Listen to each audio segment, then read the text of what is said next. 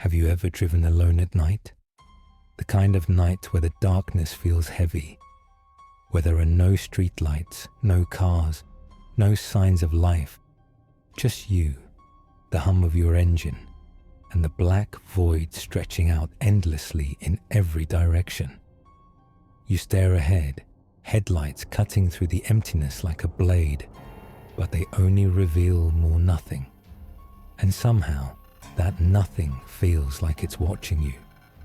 It's unsettling, yes.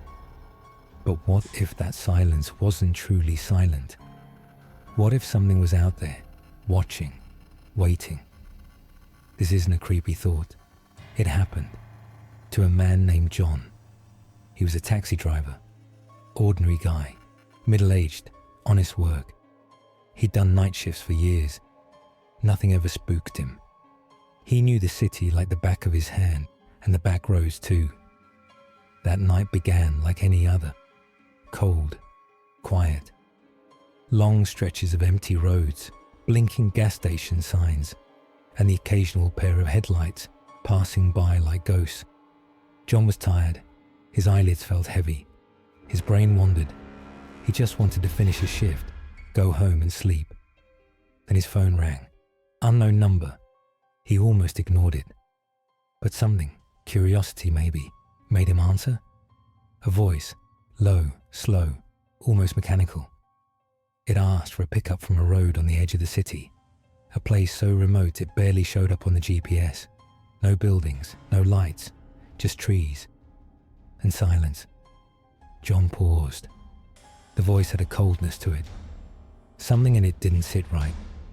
But money is money, and a quiet car with no passengers doesn't pay the bills.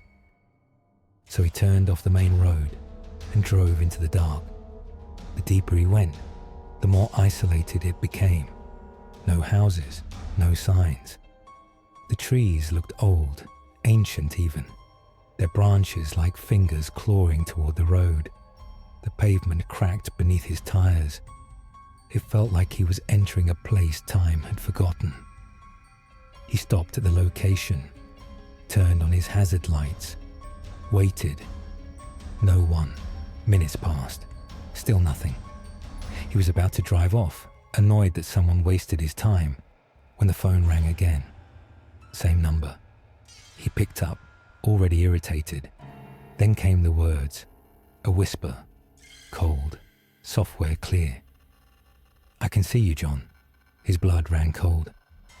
He turned and scanned the area. Nothing. Darkness in every direction. Not a single movement. Just trees and fog and silence. Then it came again. I'm behind you. He twisted in his seat, violently. His heart slammed against his ribs. The back seat was empty. Windows fogged up from his breath. No one was there. But the voice didn't sound like it came through the phone this time. It sounded closer, too close. He locked the doors, hands shaking, sweat cold on his forehead. He tried to laugh it off, told himself it was some sick prank. He put the car in gear. The wheels spun. Mud. He was stuck. Then, the whisper returned. But this time, it wasn't through the speaker. It was next to his ear. You're not alone, John screamed. Reached for anything, his flashlight, the glove box, the door handle. His hands fumbled. His mind raced. Something was wrong. Terribly, impossibly wrong. The air inside the car felt dense, the kind of thick air you feel in a dream before the nightmare begins, the kind that presses against your chest. He didn't want to look again, but something made him turn.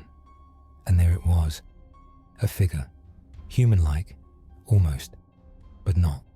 Its skin was the color of wet ash, its limbs too long, too still, its face, no eyes, just hollow voids, blacker than the night outside, and it was smiling. It stood inches from the rear window, staring. John's breath caught. His scream died in his throat. He couldn't move. The figure did, slowly, one step, then another, toward the car. He doesn't remember how he escaped, only that he ran, through mud, through thorns, through darkness so complete he could barely tell if his eyes were open. When he reached the edge of the forest, he collapsed, covered in bruises, his clothes torn.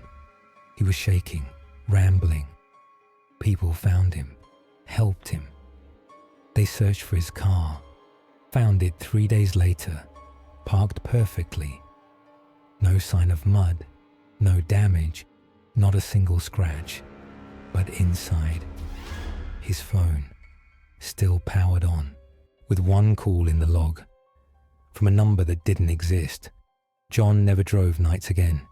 He sleeps with the lights on. He changed his number, but sometimes he says he still hears it, the whisper, the voice, saying the same thing. I'm still behind you. Weeks passed, then months, and then it came again. He was in bed, TV on, lights off, just starting to drift into sleep. Buzz, unknown number. He froze, answered, same voice, same 5 words. I'm still behind you. He threw the phone, called the police. They traced the number. It led to a payphone in a cemetery, a payphone that hadn't been connected for over 10 years. They looked deeper. That number had once been registered to a woman who vanished 2 decades ago. Her body had been found just 5 years earlier, buried near the same forest where John had stopped that night. Her case had gone cold until she called again. John moved. New city, new name, new number.